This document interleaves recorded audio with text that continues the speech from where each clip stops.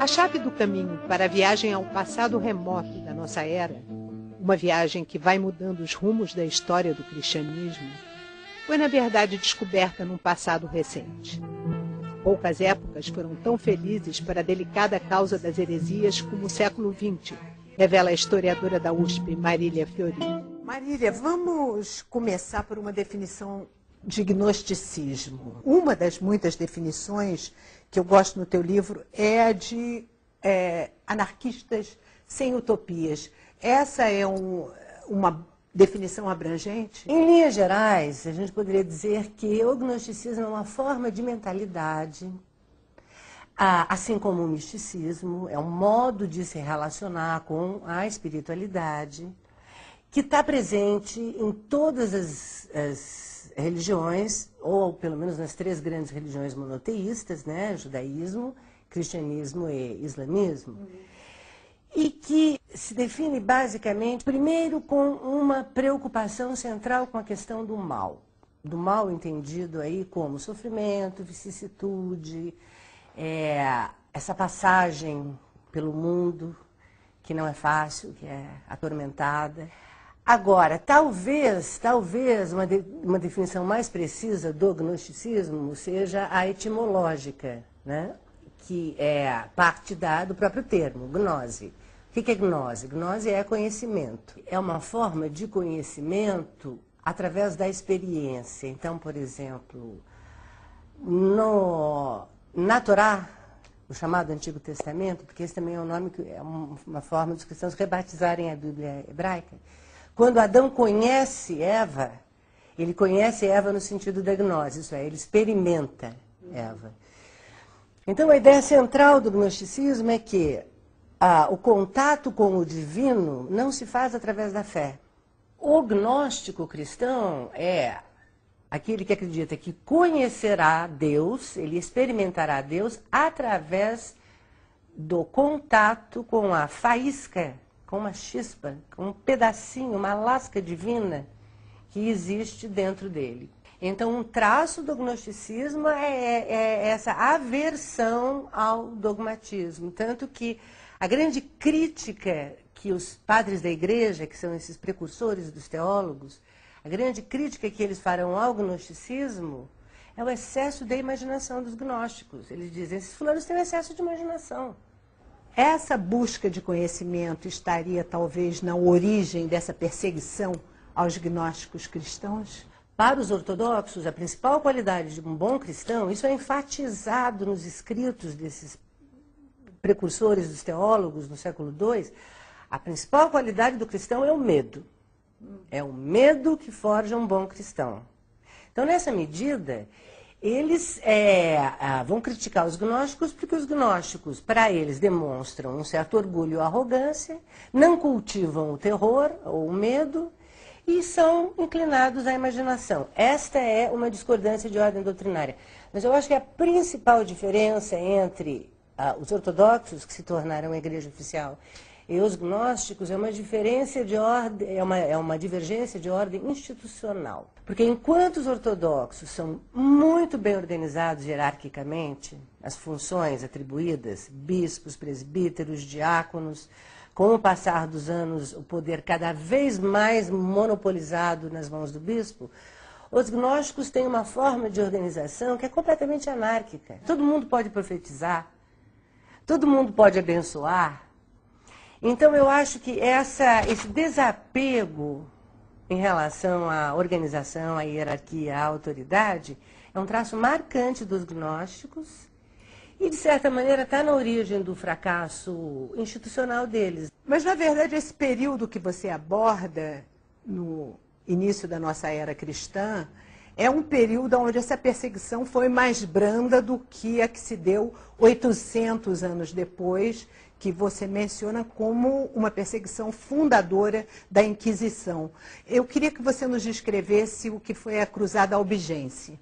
Ao longo do século X, XI, alguns grupos descontentes com a corrupção da igreja, a venda de indulgências, a opulência do papado, etc., começam a desenvolver ideias muito parecidas com as ideias dos cristãos gnósticos do século II, III, IV e V.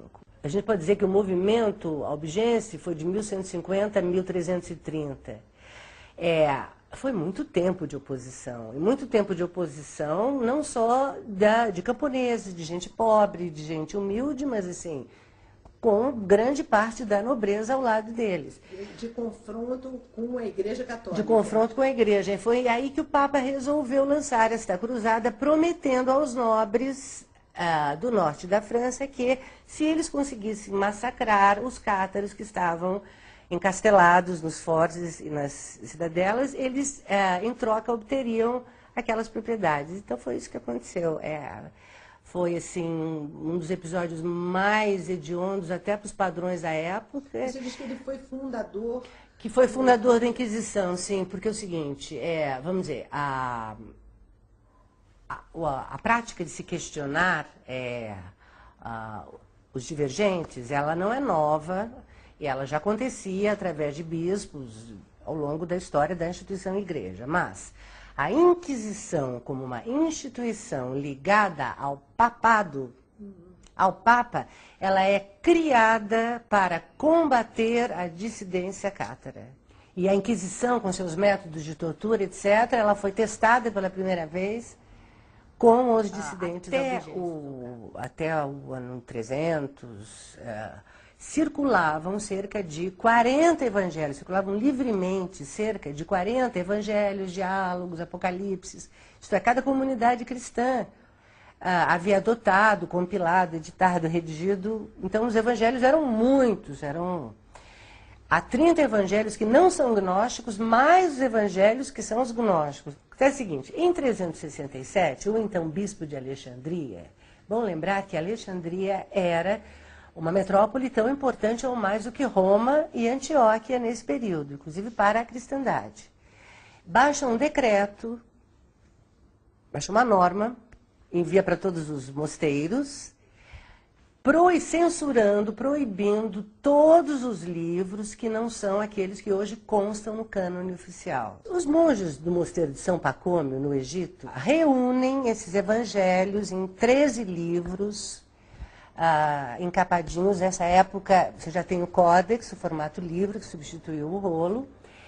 Guardam esses livros, todos muito bem encapados, muito bem acabados, guardam dentro de um jarro, selam cuidadosamente esse jarro e enterram esse jarro numa caverna do deserto, muito próxima, inclusive, de uma caverna que eles usavam para fazer meditações. Esses manuscritos, que provocaram uma reviravolta na história do cristianismo, foram descobertos em 1945, por acaso, por um beduíno que estava buscando fertilizante. Na verdade, o que está vindo à tona é o fato de que a Igreja Católica não é fundadora do cristianismo. Ou seja, ela não é detentora da mensagem cristã. O mais sensacional de toda essa descoberta, então, foi se criando um consenso de que o Evangelho de Tomé, que estava entre os 40 e tantos tratados da Biblioteca de Nag Hammadi, ele é anterior aos 4 evangelhos canônicos. Portanto, se há um texto que seria o mais próximo daquilo que poderiam ter sido as palavras de um Jesus histórico, esse texto é o Evangelho de Tomé, que foi retirado do grupo dos evangelhos canônicos. Então, foi isso que provocou uma certa reviravolta no meio, digamos, teológico, acadêmico-teológico, porque, assim, uma coisa é você admitir que havia vários grupos cristãos, admitir variedade e pluralidade. Até aí, tudo bem. Agora, outra coisa é você admitir que os grupos não oficiais antecederam os grupos que foram oficializados. Então, a grande discussão acadêmica durante anos foi a questão das precedências, o que veio antes. Houve um grande esforço para querer datar esses evangelhos num período posterior ao período em que eles realmente foram escritos. Para quê? Para caracterizá-los como desvios, deturpações da mensagem original. Onde se pode concluir que o número de apóstolos era muito Se maior conclui que a própria ideia de apóstolo é uma ideia A ideia de 12 apóstolos é uma ideia plasmada pela Igreja, que na verdade tem sua matriz na ideia das 12 tribos de Israel. Então, é um número. Alguns mitos caíram por terra, por exemplo, não havia 12 figuras históricas com aqueles nomes. O que havia era um número significativo, significativo, porém pequeno, né, de seguidores de uma figura provavelmente histórica. O mito de que Jesus se achava Deus, ele não se achava. Não há nada que nos leve. O segundo mito que cai por terra é ele deixou sucessores, ou apóstolos. Agora, Ele não deixa sucessores.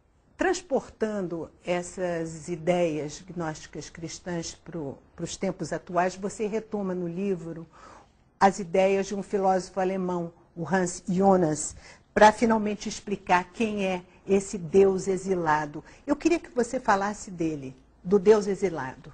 O Hans Jonas é o grande clássico do gnosticismo, né? Quer dizer, a obra dele, que é dos anos 50, foi... Ele escreveu o livro, inclusive, antes de conhecer os textos da Biblioteca de Nag Hammadi. As edições posteriores... Como muitas pessoas, Borges, por exemplo, Jorge Então, Luiz isso, Borges, super bem lembrado. Borges diz isso. Borges diz assim, que se outros grupos tivessem sido vitoriosos e não a facção de Roma, provavelmente o Dante Alighieri teria escrito a Divina Comédia, em vez de falar sobre o céu, o inferno e o purgatório, estaria falando sobre as esferas celestes de Bárbelo, que era uma divindade feminina, gnóstica. O Borges diz isso, né? O Jonas, quando ele vai estudar o gnosticismo, depois ele fará uma palestra que ele transforma em texto, que é sobre a existência de Deus após Auschwitz. Então, a ideia é mais ou menos assim. Houve um Deus que criou o tempo, o espaço, o mundo, as rochas, os mares, os peixes, os bichos, e finalmente a sua culminância ou a sua decadência foi o Sapiens Sapiens, isto é, nós. Bem, para que esse Deus criasse o cosmos, o tempo, o espaço, a terra, etc., ele precisou doar parte de si. Ele foi doando, ele foi dando parte de si para moldar o mundo material, os planetas, etc. Quando ele se deparou com a culminância da sua criação, que somos nós, ele deve ter pensado, errei feio. Então ele tinha duas possibilidades. Ou ele poderia destruir tudo e recomeçar um novo mundo, e aí talvez acertar um pouco melhor no molde, que é uma ideia que certos... Teria sido ótimo. Essa não é uma ideia só gnóstica, tem outras, assim, dentro do judaísmo, algumas lendas que trabalham também com essa ideia de que o mundo atual é resultado de algumas outras tentativas que foram até piores. Mas, exatamente por amor à sua criatura, que somos nós, ele resolveu deixar para ver se tinha conserto. Então, nessa medida, esse Deus se exilou completamente, porque ao olhar para nós, ele não estava olhando para o seu reflexo, ele já estava olhando para o seu avesso. De certa maneira, a função humana, a função moral, cabe ao homem agir bem, para que, agindo bem, ele melhore esse cenário em que nós estamos, e melhorando o cenário, ele diminua a distância entre Deus e nós.